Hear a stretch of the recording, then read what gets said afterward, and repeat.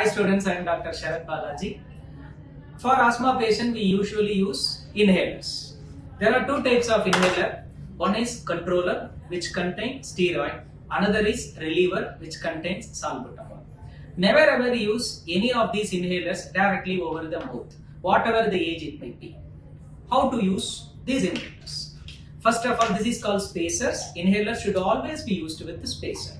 And it contains a one-valve mechanism in which when you inhale, it opens, when you exhale, it closes, so that you will not waste those medicine into the air. So you need to take the inhaler, you need to shake it for about 10 times and keep it over here.